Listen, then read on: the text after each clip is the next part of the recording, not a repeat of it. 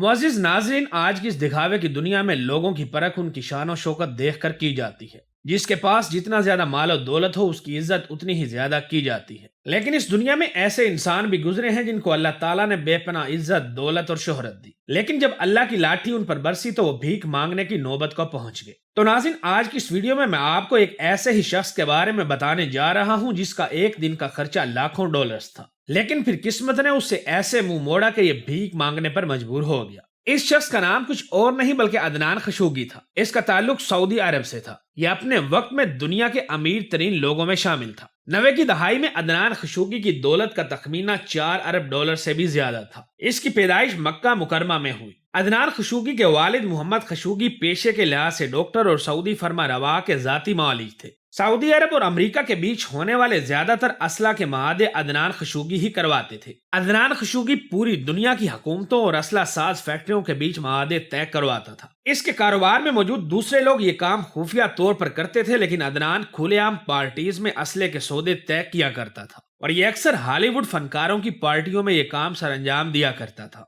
एक रिपोर्ट के मुताबिक जब ईरान पर अमेरिका की जानिब से आलमी पाबंदियां लगाई गई तो उस वक्त भी अदनान खशोगी ने ही अमेरिका और ईरान के बीच असला की खरीदारी का माहदा करवाया था, जिसके तहत अमेरिका ने ईरान को असला फरोख्त किया था। अदनान खशोगी ने अपनी सारी उम्र एक प्ले बॉय के तौर पर गुजारी। इन्होंने 2 शादियां की और 11 लोनियां भी रखी। इसके अलावा भी इनके कई माश के मंजरे आम पर आए। 70 और 80 की दहाई में अदनान खशोगी की दौलत और शोहरत के इतने चर्चे थे कि शहजादे और शहजादियां इनके साथ बैठकर एक कप कॉफी पीना अपने लिए बहुत बड़ा एजाज समझते थे। एक दफा का जिक्र है कि अदनान खशोगी कीनिया में मौजूद अपने फार्म हाउस में छुट्टियां गुजार रहे थे। इनकी छोटी बेटी ने आइसक्रीम और चॉकलेट खाने की ख्वाहिश जाहिर की, जिस पर इन्होंने अपना एक जाती जहाज 747 पेरिस भेजा, जहां से आइसक्रीम खरीदने के बाद जेनेवा से ये चॉकलेट लेकर उसी दिन वापस आया। उस दिन अदनान खशोगी के एक दिन का खर्चा $1 मिलियन था, जबकि लंदन, पेरिस, न्यूयॉर्क और सिडनी समेत दुनिया के महंगे तरीन शहरों में इसके महंगे और लग्जरी महल्लात थे। अदनान खशोगी को अरब नस्ल के घोड़ों का बेहद शौक था। यही वजह थी कि दुनिया के कई मुमालिक में इसके कई अस्तमल थे जहां दुनिया के महंगे और नायाब नस्ल के घोड़े रखे जाते थे। अदनान खशोगी की दी गई तलाक आज भी दुनिया की महंगी तरीन तलाक समझी जाती है,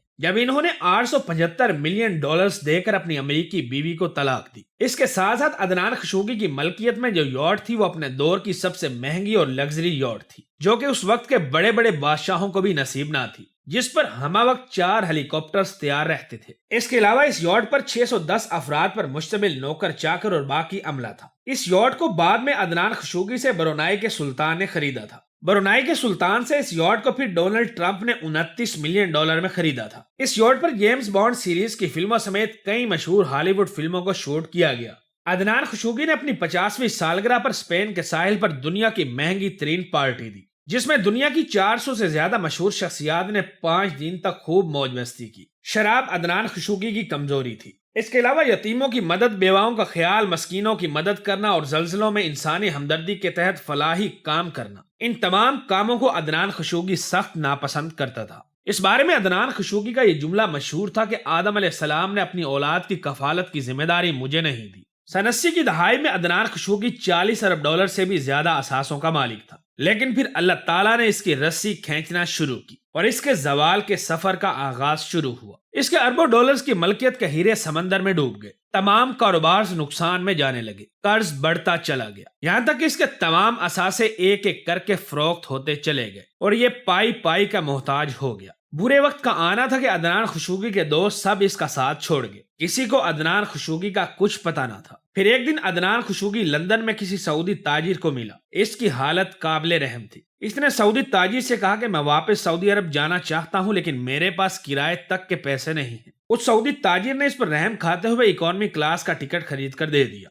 और अदनान खशोगी को यह जुमला कहा कि ए अदनान खशोगी, याद रखो अल्लाह ताला ने गरीबों, यतीमों, बेवाओं और बेसहारा लोगों पर सदका करने का हुक्म दिया है और ये टिकट भी सदका है। नाज़रीन, अदनान खशोगी से जिन लड़कियों का याराना था उनमें अमेरिकी कारोबारी शख्सियत जिल डॉट भी शामिल है। ये फैशन की दुनिया में एक बड़ा नाम और कामयाब डिजाइनर भी हैं, लेकिन इनकी असल वजह शोहरत आर्जी मादे के तहत रिश्ता अज़दवाज में मुंसलिक होना है। इन्होंने अदनान खशोगी के साथ 2 साल का अरसा गुजारा। इनका कहना है कि सन 1982 की बात है जब मैं 20 साल की थी और मैंने मॉडलिंग की दुनिया में कदम रखा था। ایک دن میرا ایجنٹ میرے پاس آیا اور کہنے لگا کہ مجھے مونٹی کارلو میں منعقد ہونے والی ایک پارٹی میں شرکت کی دعوت ملی ہے جہاں مجھے ماڈلنگ کرنی ہوگی، اور میں نے فوراً اس آفر کو قبول کر لیا۔ جب میں اس پارٹی میں پہنچی تو مجھے ایک شخص سے ملوایا گیا جو کہ تقریباً میرے باپ کی عمر کا تھا۔ مجھے وہ شخص بالکل بے ضرر محسوس ہوا، اس لیے مجھے اس کے ساتھ رقص کرنا بھی مضحکہ خیز نہیں لگا۔ جب ہم دونوں رقص کر رہے تھے تو میرے ایجنٹ نے مجھ سے چلا کر پوچھا کہ تم کو پتا ہے کہ تم کس کے ساتھ رقص کر رہی ہو؟ یہ شخص عدنان خشوگی ہے،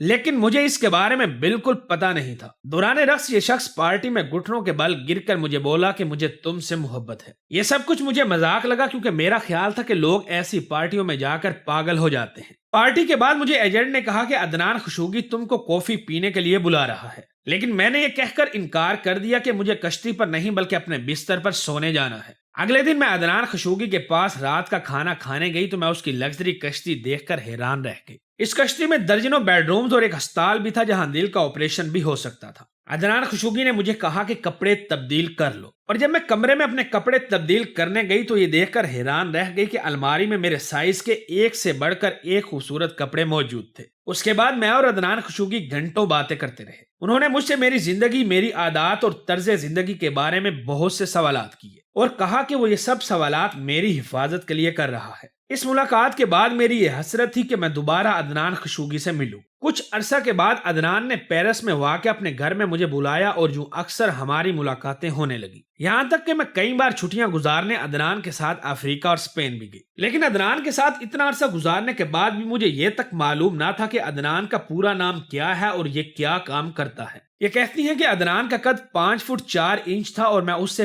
5 انچ لمبی تھی۔ ماڈلنگ کی دنیا میں ہم نہایت پرکشش لوگوں کے درمیان گھرے ہوتے ہیں، لیکن مجھے ان میں سے کسی نے متاثر نہیں کیا۔ میں عدنان کے ساتھ خوش تھی، اور پھر ایک دن آیا جب میں اور عدنان ساتھ تھے اور میں نے عدنان کے ساتھ ملنے کی خواہش ظاہر کی۔ تو جواب میں عدنان خشوگی نے کہا کہ وہ ملنا یعنی ہم بستری صرف ایک صورت میں کرے گا، جب میں اس سے عارضی رشتہ ازدواج میں منسلک ہونے کا معاہدہ کر لوں، جس کے بعد میں اس سے مل سکوں گی۔ عدنان نے بتایا کہ وہ قانونی طور پر ایک وقت میں 3 بیویاں رکھ سکتا ہے اور اس کے علاوہ 11 خواتین کے ساتھ عارضی رشتہ ازدواج قائم کر سکتا ہے۔ عدنان نے کہا کہ اگر میں اس کے ساتھ عارضی ازدواجی حیثیت قائم کرنے کے لیے راضی ہو جاؤں تو میں جب جہاں چاہوں عدنان کے ساتھ وقت گزار سکتی ہوں۔ میں نے یہ بات مان لی اور عدنان کی ازدواجی عارضی بیوی بن گئی۔ میں عدنان کے ساتھ ہوٹلوں میں وقت گزارتی تھی اور اس دوران میں نے عدنان کے ساتھ اس کی دوسری عارضی بیویوں سے بھی ملاقات کی جو کہ انہی ہوٹلوں میں قیام کرتی اور عدنان سے ملتی تھی۔ لیکن پھر کچھ عرصہ کے بعد ہمارے حالات بگڑ گئے اور ہماری علیحدگی ہو گئی، لیکن میں کبھی بھی اسے بھلا نہیں سکتی۔ تو ناظرین، یہ تھے عدنان خشوگی، ان کی زندگی اور ان کا عیاشیانہ لائف سٹائل۔ ایک وہ وقت تھا جب اس کا شمار دنیا کے امیر ترین لوگوں میں ہوتا تھا، لیکن پھر وقت نے ایسا پلٹا کھایا کہ اس کے پاس ٹکٹ تک کے خریدنے کے پیسے نہ تھے اور یہ بھیک مانگنے پر مجبور ہو گیا۔